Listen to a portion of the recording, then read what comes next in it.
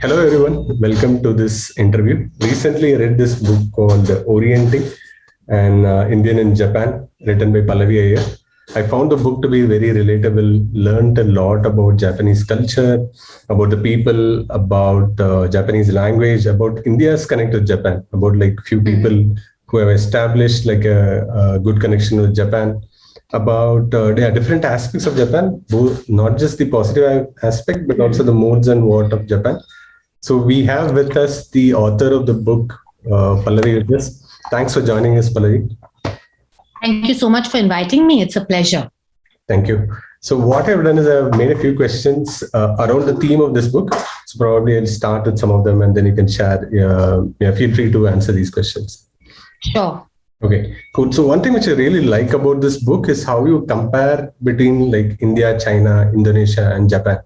Like how that contrast brings the uniqueness of the all of these countries. So how did you like arrive at this idea to compare? Mhm. And maybe is there something as these countries evolve, like about the history of these countries that you might not have like covered in the book that you want to share?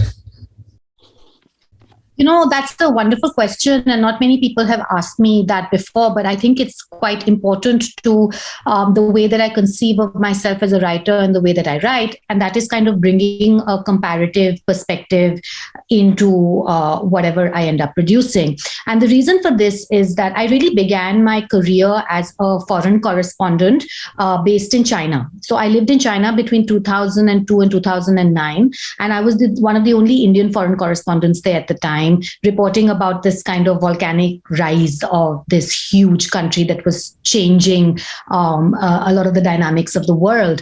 And I realized that there were so many other foreign journalists, but almost all of them were from Western countries. And there were very few that were bringing a different perspective to what we were reporting on. And I realized that each of us as human beings have a natural set of lenses through which we interpret what we are observing. And for me, that sort of natural background was being that of an Indian. So that whatever I saw in China, I was sort of comparing it very naturally with its Indian counterpart. Whether you're looking at an issue like sanitation, whether you're looking at corruption, whether you're looking at poverty, whether you're looking at infrastructure. But somebody who was, say, from Germany, or somebody who was, say, from the US, when they were looking at those things, they obviously had a very different set of references to which they were comparing what they were seeing.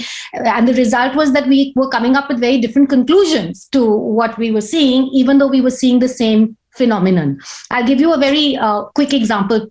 The traffic in Beijing, I think for a lot of Westerners, they found it really difficult, and like, oh, the Chinese don't obey any rules, and there's so much pig-headedness in traffic jams, and people cutting lanes and so on. But from an Indian perspective, it seemed so disciplined, and where are the horns, and oh my God, they're really following all the rules. So I mean, literally, we are seeing the same thing, the traffic, but we are coming up with completely different interpretations of what we are seeing. And so I realized that as writers, it becomes quite important to not only be talking about what you are seeing, but also your own background, because that sort of frames and it gives the reader some sense of why you are thinking what you are thinking, why you are coming up with the conclusions that you are coming up with. And in my writing life, I have lived in many countries. So China was for a long period of time, followed by Belgium, and I wrote a book about Europe, followed by Indonesia for 4 years, and then in Japan. And I realized that every country that I lived in, my normal or my background was expanding. So when I was in China, what I was comparing it to was India. When I was in Belgium, my natural frame of comparison ended up being India, but also China, because I had just moved from China. And similarly with Indonesia and Japan. And I think particularly China, India, Indonesia, Japan, they're very interesting because we are all Asian countries. And in some ways, I feel like we form a jigsaw puzzle, and we are all different pieces of a jigsaw, and you fit them together to get this complete picture. But in order to get that complete picture, you need to kind of make this contrasting and comparing effort through the writing process. So, I very much tried to make explicit my background as an observer. And my background as an observer was that of an Indian who had lived in China and who had lived in Indonesia, which is why when I talked about Japan, I was making explicit references to all of these countries, because it gives a more complete picture, I think, of the observations rather than just trying to take them out of context without allowing the reader to know how I am arriving at these observations and why these particular things about the country are striking me in the way that they are striking me. Got it. Yeah, and that's an interesting thing. Each of us have our own references, and then we make absolutely based on that. Okay. And one follow-up would be like, now you probably have lived almost a year in Spain. How do you think, like Spain, you probably would have started seeing some cultural differences in Spain compared to, let's say, Japan or China or India. What are those? Well, you don't just see them; they hit you on the head with a blunt instrument because they're so different. I mean, in many ways, Spain and Japan are really the antithesis of each other culturally. One is a very sort of controlled, careful environment. I think the one thing about Japan is that there's a lot of public sensitivity to noise. There's a lot of public sensitivity to imposing on other people's oral space. And, in that sense, Spain is just a lot more like India. It's like a slightly more developed version of India with the chatter and the physicality as well. Spanish people tend to be very physically affectionate. And it's been hilarious watching the two societies, particularly during the time of COVID and the pandemic and social distancing and mask wearing, because, I always felt that Japan was almost like a country whose superpower was fighting a pandemic. Long before COVID-19, they already wore masks. They already practiced social distancing. They already spoke softly. They already had a lot of these social norms in place, which helped to kind of prevent the spread of something like a virus. But in Spain, it really felt like an imposition on the very basic character of the people. And it was quite hilarious when I came here and I would see two Spanish people. They would recognize each other across the street. They would run across to meet. Then they'd realize that, we can't touch each other because they're used to kissing twice on the cheek, So, but then what do we do? And so somebody would grab the other one and the other one would say no. Then they would say, oh, what the hell? And end up kissing. But it was very difficult, I think, the way societies touch, the way they interact is different. And so you could clearly see that in just the sort of dynamics of pandemic control in Spain, say, versus somewhere like Japan. Even through through Easter, for example, where we had second and third waves in Spain, people would go out and meet in cafes. And I think it's just this kind of irrepressible sociality that you see here, which is quite different from Japan, which is more contained, which is more, I don't want to call it repressed because that has very negative connotations, but it's certainly disciplined. It's a much more disciplined kind of culture. Yeah. Okay. So I'll ask the next question. One thing on the entertainment side, that when in India, we have Rajinikanth, right? So Rajinikanth is one of the pop, and a lot of Japanese people have great fans for Rajinikanth. And Muthu film, right? That got a great click in Rajinikanth, but whereas other movies have not. What do you think is one of the reasons why that got a great click over there? So it's difficult to know exactly what set it off. But as you said, Muthu was like a big hit. It ran for about 26 weeks in Japanese mainstream cinemas, which is very unusual for any Indian movie. Indian movies don't tend to get that kind of commercial play over there. And that was the seeds of what developed into a kind of niche Rajinikanth obsession amongst certain groups of fans.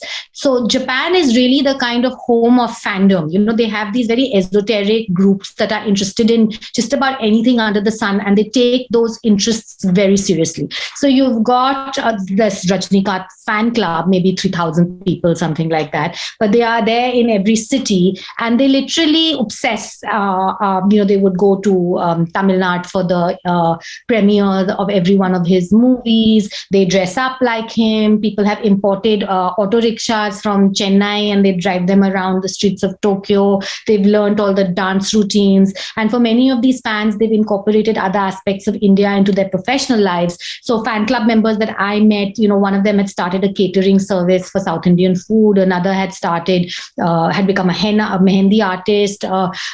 Somebody else was teaching Bollywood dance. So it became like a really big part of their life.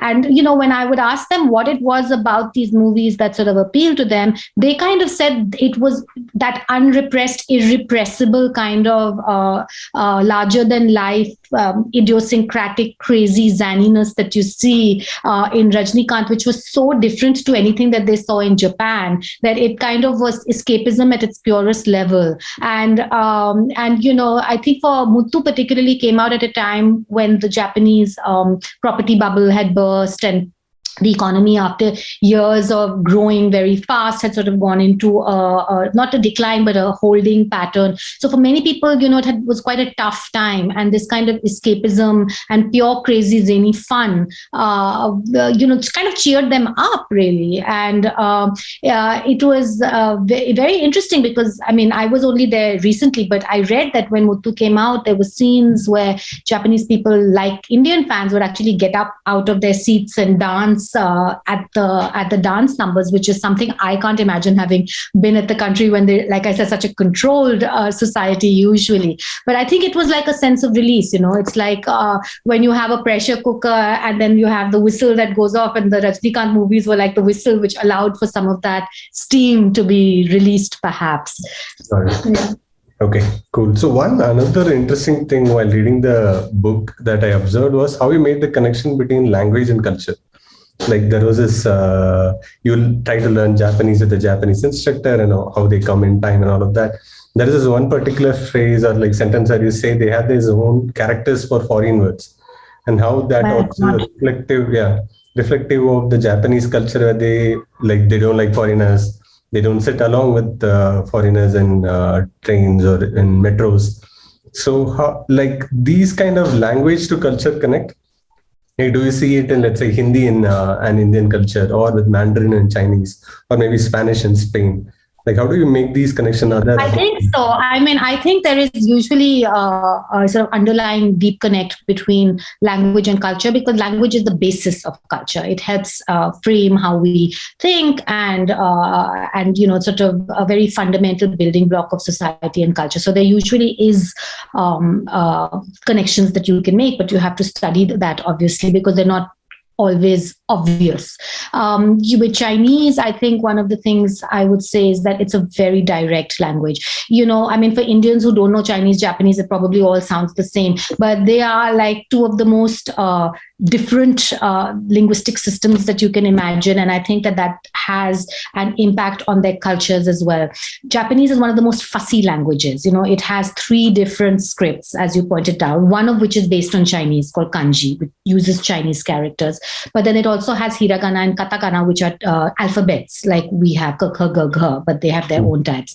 The bizarre thing about hiragana and katakana, as you also pointed out, was that they actually repeat the same sounds. It's like, imagine if you have, my references are Hindi, so I'm just using, maybe we can use English. We can use English. A, B, C, D. So imagine if there was A, B, C, D, but you had another A, B, C, D which still had the same sounds, A, B, C, D, but was written differently. So because hiragana and katakana are like that, they have exactly the same sounds, but they have completely different ways of writing them. And the only reason for katakana is that you use katakana when you are writing words in Japanese that have been borrowed from other languages, not Chinese, barring Chinese, any other language, English or French or Urdu or whatever.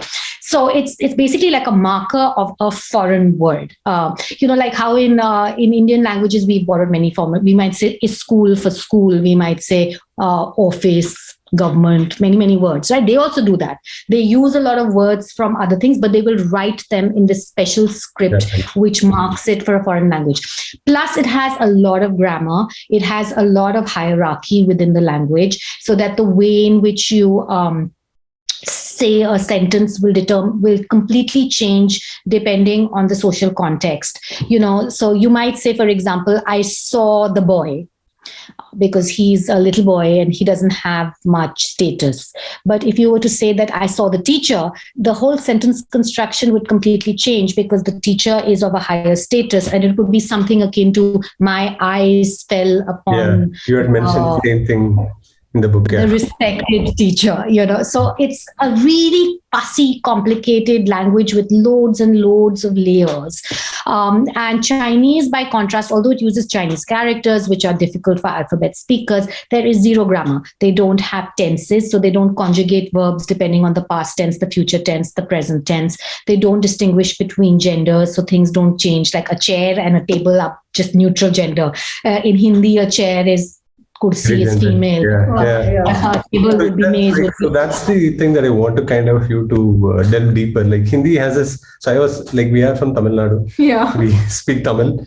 We like. And I am an Iyer, but a fake Iyer because I don't speak Tamil. And my father is Tamilian. My mother is from North India, and I grew up in Delhi. So let me just be it's okay. Clear about that I don't speak Tamil. But please go on. Yeah. Yeah. So when I was learning Hindi, right, I found the whole thing about how gender is associated with each. Like you said, right? Like table has a gender. I was like very fascinated because Tamil doesn't have that. English doesn't have that. So. But Spanish has that. Latin languages have that. It's interesting. It's interesting. But let's just take Chinese and Japanese because they're two very clearly related, but yet so distinct languages. Related because Japanese, their main way of writing is kanji. Out of those three scripts I told you about, kanji, which is the Chinese character-based one, is probably the most important one. But I think one very clear difference is that, Chinese is very direct language. Like if you hear Chinese people speaking in English, you'll often think they speak funny because they get rid of all the grammar, no? Like it's like, I go, you come, sit, but that is literally how you speak in Chinese. Like if you were to speak in the language, it's not just that they don't speak English well, it's that they are translating in their head from Chinese into English, which is why they sound so direct and unadorned. And I always found Chinese a very practical, direct, unadorned kind of language, which is not fussy. And I find that pragmatic nature and that directness kind of goes to Chinese culture. Whereas in Japanese, I feel things are very wrapped up and, have to be unpacked. And people are very indirect in the way that they approach everything, really, and and I think it also points to a contradiction in Japanese society, because on the one hand, they have a tendency towards sort of simplicity. I mean, if you look at Zen Buddhism, which is so foundational to Japanese culture, it is about simplicity. It is about kind of taking away unadorning things, but at the same time they tend to be very fussy and sort of overly complicating things. So I've always found this a dichotomy of kind of two strains in Japanese culture towards complicating things and towards maybe simplifying things. But it's one of the axes I would see in Japan in terms of contradictions. It's very interesting. Correct. Okay. So next question is about Olympics. I believe just before Olympics, you left the country, Japan. So I left last year. So I left when the Olympics was supposed to have happened originally, which was 2020. And I had always imagined I would attend the Olympics. I mean, the idea was that the Olympics would be the kind of bookend to my stay there, because we were leaving at the end of August 2020. But as circumstances transpired, it ended up being held a year later. Yeah. Did you follow the Japanese Olympics? Any stories on the Olympics that stood out to you? No, I mean, I wasn't following it that closely, but I think obviously the thing that was in the news was how unpopular they were and how nobody actually wanted the Olympics. And until a week before, all the surveys were showing that 60-70% of the population that was being surveyed was saying they did not want the games, and the games still went ahead for commercial considerations largely. And even post the games, because there has been a surge of the coronavirus, we're not sure that it's really linked to the Olympic Games, but it just happened to happen at the same time. The current Prime Minister's popularity ratings have really plunged, and that kind of puts a question mark about the future of Japanese political leadership. So it certainly had political implications. And at the moment, large parts of Japan are once again in a state of emergency. So the impact of the pandemic is very prolonged in Japan. I think like in Spain, where I am right now, we're kind of coming out, but I think they are still very much in a hole. And for many people, they link that to the games.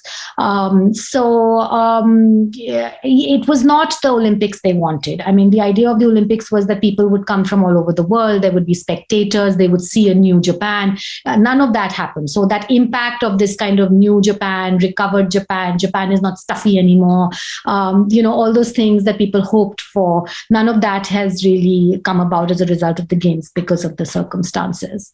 All right. Okay. So one more thing is that from corporate world, I have heard from my friends saying that Japanese people are like, Indians will not be able to work like Japanese because they work for 12, 14 hours and still they are fit.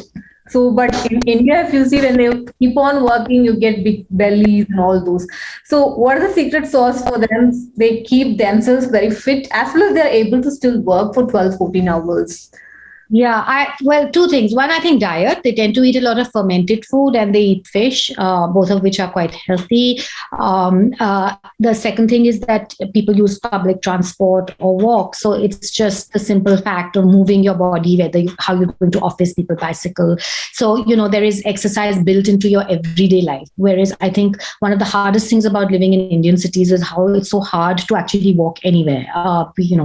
We lack pavements, we lack, our weather conditions, all of them. And it just kind of goes against building in any kind of exercise into your daily life. So you have to make a special time to go to the gym, and not everybody can do that depending on their work hours and also obviously financial circumstances. And we also eat a lot of fried food. We tend to eat a lot of carb heavy food. So there's all of that. But yes, the work hours are extremely long in Japan. Yeah.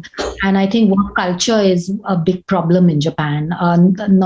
For the Japanese themselves, it creates social problems. I think part of the gender problems that they have in terms of gender inequality or lack of representation of women at the highest levels, I think that's also linked to the work culture rather than just patriarchal norms or attitudes. So it is one of the things that Japan, I think, is going to, compete in the global world, and it needs to change that because it's very rigid at the moment. And I think the pandemic has also shown up some of the limits of the kind of work culture that Japan has had and the rigidities within which it's operated. Another thing that I found interesting is how you travel with your family. Mm-hmm. Like in some of the chapters, while meeting some people, you take your boys along for meeting some people. So what are the pain and pleasure of traveling as a family? I want to know more about that. It's mostly pain. And the reason is that, people in Japan are extremely attuned from a very young age to not be any kind of perceived burden on other people. And part of that is not to kind of impinge on their space in any way. And, with two boys, I had moved from Indonesia, and Indonesians are very indulgent towards children, similar to maybe Indians. I think they're very similar cultures in that sense. And I have two boys, they're quite rowdy. And, when we would take the metro, just trying to make sure that they wouldn't jump up and try to hold the handles on top or whatever, I felt like I was getting the black death stares from people constantly because they were just not quiet enough. They were just too unruly. I perhaps I was overly sensitive. I don't know. They also do give more leeway to foreigners. This is, you might call it racism, but they do believe that foreigners are somehow different and cannot be held to the same rules as Japanese. And so the Japanese mothers or Japanese friends that I had a much harder time than I did because we were forgiven for just not being of here. So a different set of rules kind of apply to you. But I moved at the same time from Jakarta to Tokyo as a Japanese friend of mine who had been in Jakarta. And she moved back to Tokyo after many years with her two boys, one of whom had been a classmate of my son. She had a very difficult time because she looks Japanese, she's Japanese, she had these two boys, they had been brought up differently. And she said that she was so humiliated that she had to she used to speak to her kids in English to try to pretend that she was not Japanese, just to kind of avoid social judgment, sort of act like she was from America. She was like Japanese American or something. But it's not easy. I didn't take my boys much to interviews or anything like that. I think the occasion you are referring to is when I took them to meet Yogi Puranik, who is the only Indian councilman on a sort of municipal corporation in a neighborhood in Tokyo. And I, in fact, talk about what a relief it was to meet an Indian uncle, because when I told him I had the boys, he was like, bring them. And the whole time they were there and they were running around, he was very indulgent of them. And I remember thinking, oh God, thank God for the Indian uncle, because if it had been the Japanese uncle, I'm not sure this would have worked out.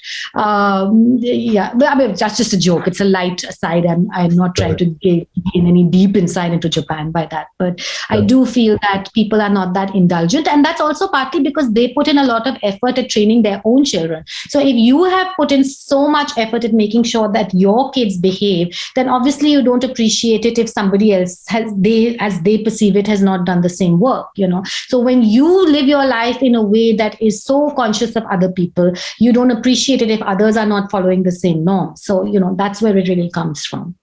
Got it. I wasn't thinking of this initially. Maybe the book can be made into a movie. Yes, starring me. Yeah, just a joke. I mean, I'm not sure. I mean, nonfiction is hard to fictionalize, but these days there's so much with, all this OTT and the streaming networks and all, you never know. Yeah. Thinking about it, there are movies about, let's say, even English. Hindi movies in Spain and US and Europe, but no, I don't think of any movies in Japan. Like, there was a movie called Love in Tokyo. I don't know if I also didn't know about it until I moved to Tokyo.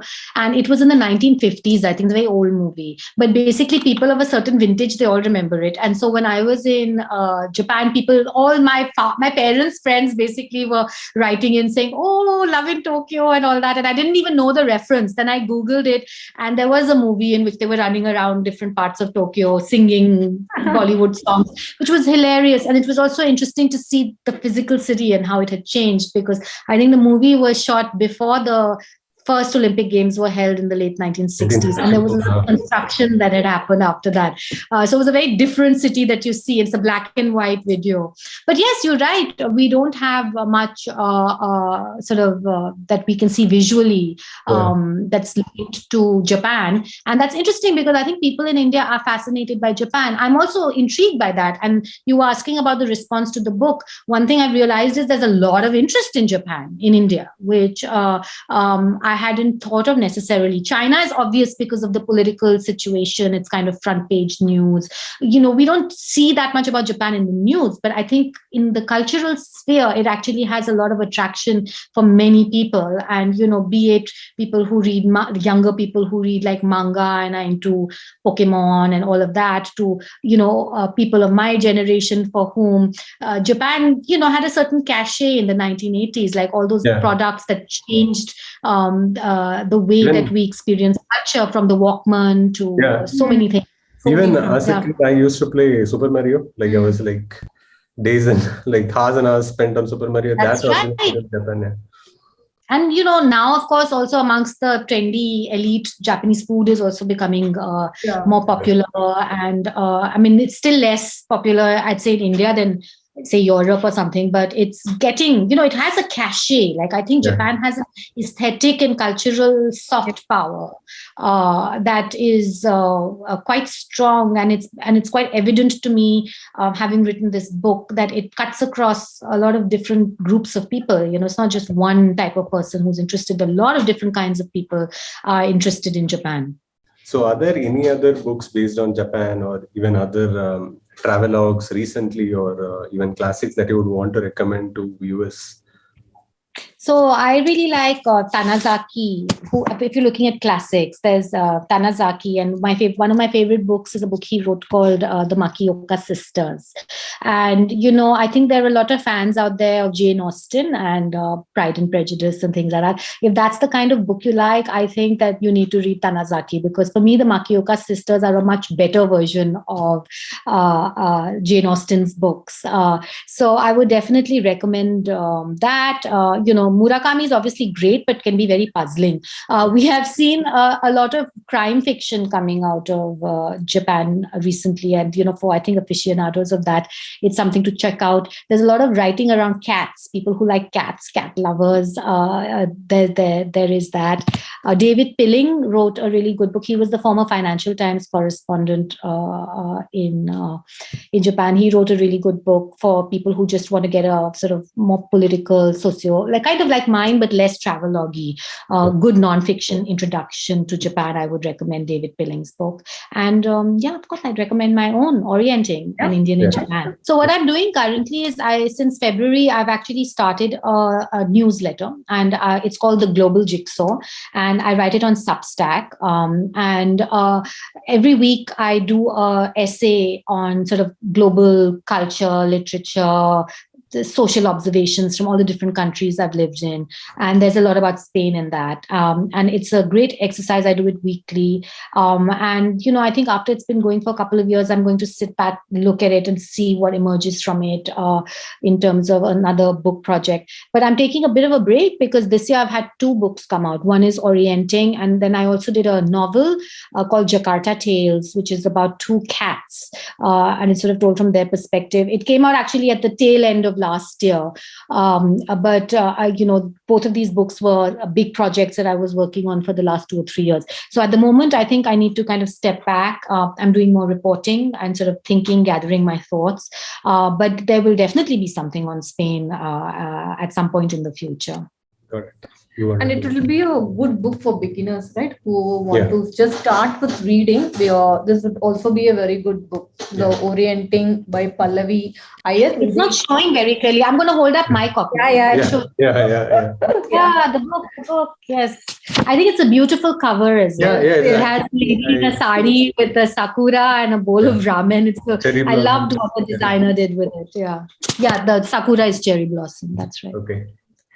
So we are also doing review on books. So I really wanted many people to pick up this particular book if you are one of the beginners to start with. So Orienting is one such really good book to just start with us. Like if you're a beginner with reading also. Beginner with Japan also. Beginner with Japan as well as beginner to reading also. It's one of the good books.